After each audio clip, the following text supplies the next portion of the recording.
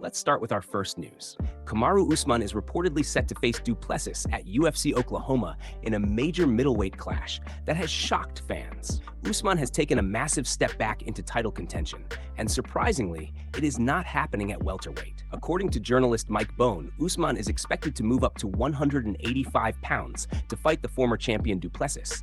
Kamaru appears to accept that a fight with Islam Makhachev at welterweight is not happening soon due to division congestion. By moving to middleweight, his path to another title shot suddenly looks realistic again. Analysts also point out that Usman already holds a win over Sean Strickland from years ago, before either became champion. So if he defeats Du Plessis, one of the toughest fighters in the division, he instantly enters the middleweight title conversation. Luke Thomas and Mike Bone believe the matchup brings a compelling storyline. The biggest question is whether Usman's body can handle 185 and still compete with naturally larger middleweights. But if he wins, it becomes one of the biggest comeback stories in UFC history. The fight is not officially announced yet, but insiders suggest it could be finalized soon for UFC Oklahoma City main event. Dana White recently discussed multiple UFC topics, including Arman missing a lightweight title shot. He confirmed the headbutt incident played a role, but was not the only factor. Dana said several issues influenced the decision. He also spoke about Gable Steveson,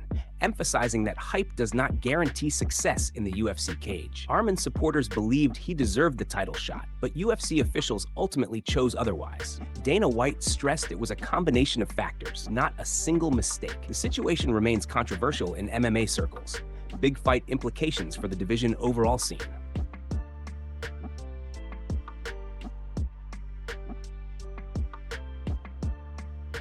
Move on to another news at the start.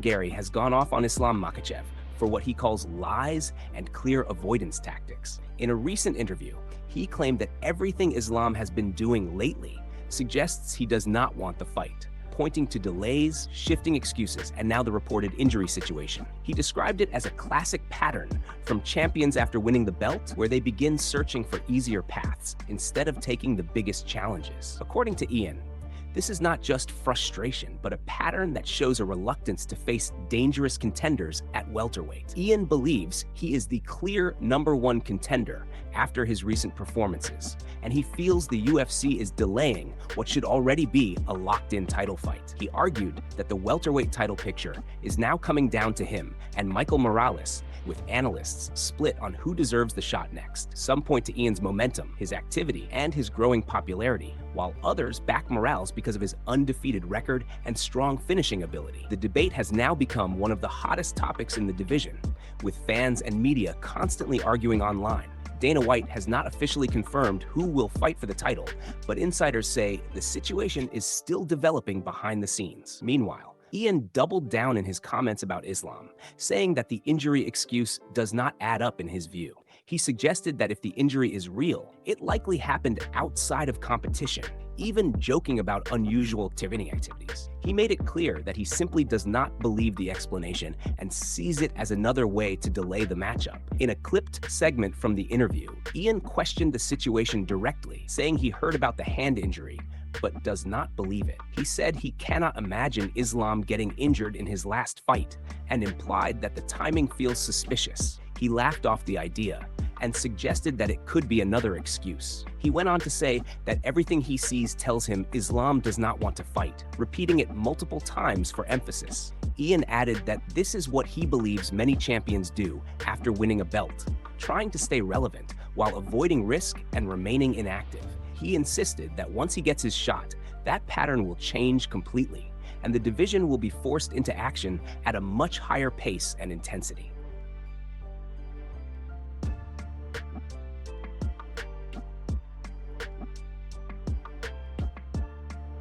Move on to another news at the start.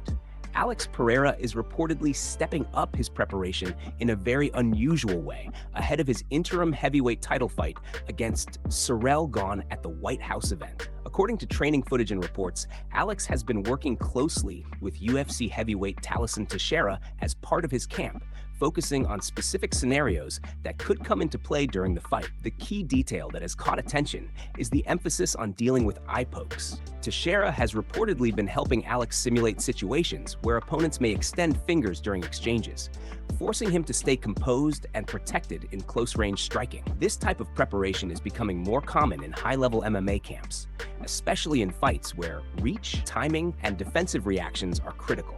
Alex is known for his explosive striking style, but moving into a heavyweight title scenario demands adjustments in defense and awareness. The addition of eye poke awareness training suggests his team is leaving nothing to chance as he prepares for a dangerous opponent like Ciryl Gane, who brings speed, movement, and technical striking at range. Training sessions have reportedly included drills focused on maintaining guard discipline, hand positioning, and reacting instantly when fingers come close to the eyes during exchanges. While unusual to some fans, these micro details can be the difference between winning and losing in championship-level fights. Teixeira's role in camp has been described as highly specific, helping replicate heavyweight pressure and unusual striking scenarios that Alex may face in the octagon. The goal is to prepare him not just for power exchanges, but also for the unpredictable moments that often decide fights at the elite level. Alex's transition into heavyweight competition has already generated massive attention, and this latest training focus only adds to the intrigue surrounding his preparation.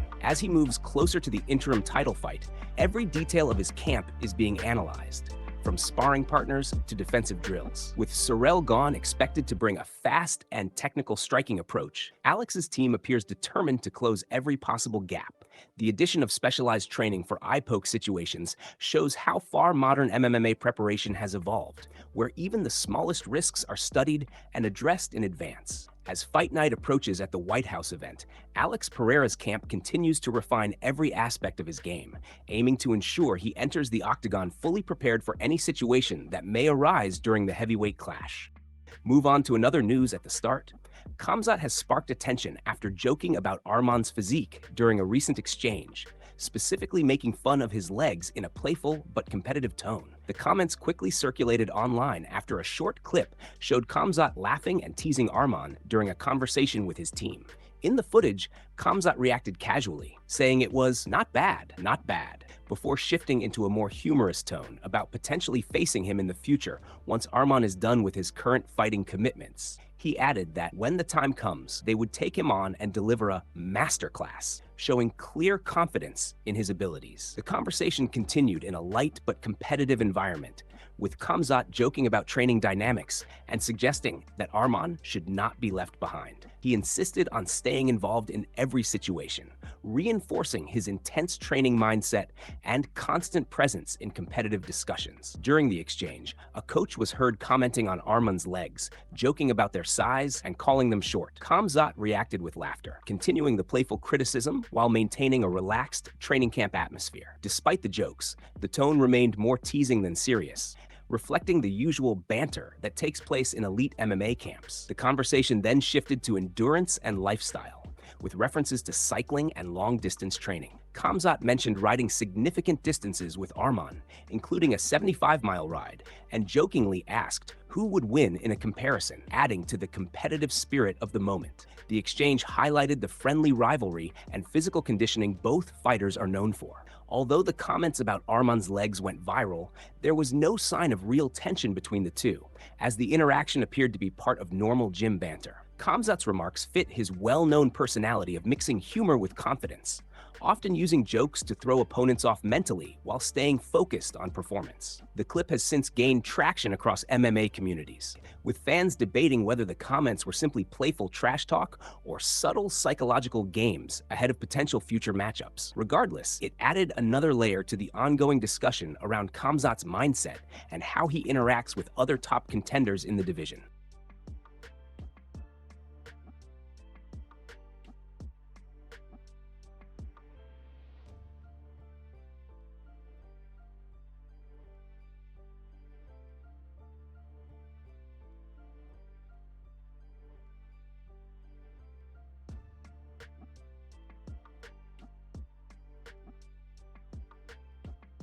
Move on to another news at the start. Ilia has made headlines after picking Conor to beat Holloway. despite most analysts and betting odds heavily favoring Max Holloway in their potential clash. According to journalist Carlos Contreras-Legaspi, Ilia surprisingly backed Conor, suggesting that he still sees him as capable of pulling off a major upset at the highest level of competition. The prediction has sparked debate across MMA circles, especially given Conor's long absence from consistent competition and Holloway's continued dominance in striking exchanges. Many fans expected Ilia to side with Holloway, but instead he doubled down on Conor's ability to win, calling it a strong possibility if the matchup happens under the right conditions. Ilia also revealed that he would be open to a super fight with Conor if Conor manages to defeat Holloway. This statement immediately added more fuel to speculation about future matchups, as Ilia continues to position himself at the center of high-profile fights in the division. His confidence in calling out big names has become a recurring theme, and this latest comment only reinforces that pattern. During the segment, brief reactions and clips circulated online, showing mixed responses from fans and analysts. Some were surprised by Ilia's confidence in Conor, while others viewed it as strategic promotion of a potential future showdown. The idea of Ilia stepping into a fight with Conor has already generated significant attention across social media platforms. After the initial discussion, the broadcast shifted topics, briefly moving away from the Ilia comments. However, the conversation remained centered on major UFC storylines, including reactions to recent retirements and division changes. Kamaru Usman was mentioned in connection with ongoing speculation around Covington's unexpected retirement, with some suggesting there may be deeper reasons behind the decision. Usman reportedly believes that Covington's exit from competition may not be as straightforward as it appears, hinting that there could be additional factors influencing the move. The discussion added another layer of intrigue to an already shifting welterweight landscape, where title contention and retirements are rapidly changing the division picture. Overall, the segment combined bold predictions, potential super fight talk, and ongoing controversy in multiple divisions, keeping attention firmly on the biggest names in the sport and their possible future matchup. Move on to another news at the start. Huge UFC White House information has reportedly been leaked as anticipation builds for one of the most unique cards in UFC history. As the event at the White House slowly approaches, more details are beginning to surface about what fans can expect from this once-in-a-lifetime spectacle. According to a recent report circulating on X, there is a possibility that UFC fighters could be walking out alongside prominent figures from their respective countries. This idea has already sparked massive discussion online, with fans speculating about which celebrities, athletes, or public figures could be involved in these special walkouts. Adding more fuel to the rumors,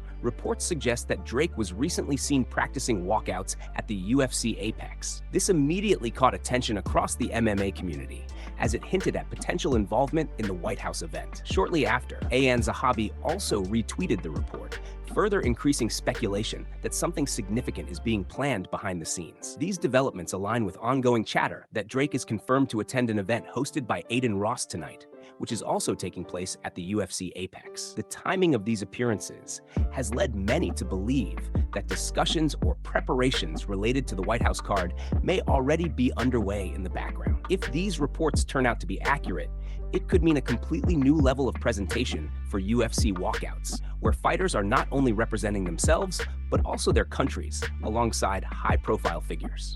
This would mark a major shift in how the promotion handles fighter entrances on a global stage, especially for an event as historic as the White House card. Fans have already begun debating which fighters should walk out with which celebrities or national icons, adding even more hype to the event. The idea of blending sports, entertainment, and national representation has created a wave of excitement across social media platforms. While nothing has been officially confirmed by the UFC, the growing number of hints and sightings has made the rumors hard to ignore. With the White House event drawing closer, every new detail continues to intensify the anticipation surrounding what is shaping up to be one of the most talked about cards in MMA history. Move on to another news at the start. Kamaru Usman has reacted to Colby Covington's retirement after Colby officially informed the UFC that he is stepping away from active competition. Speaking on his Pound for Pound podcast, Usman addressed the situation and suggested that the retirement may have more to do with disagreements with the UFC than any decline in ability, as some fans have assumed. Usman explained that he does not think the situation is necessarily that deep, but acknowledged that Colby's recent inactivity has played a major role in how things have unfolded. He pointed out that Colby has repeatedly expressed his desire to fight more often and to be compensated at a level he feels is fair, but those opportunities have not consistently come his way. According to Usman, there is a clear sense of frustration and what he described as disgruntledness, not only from Colby,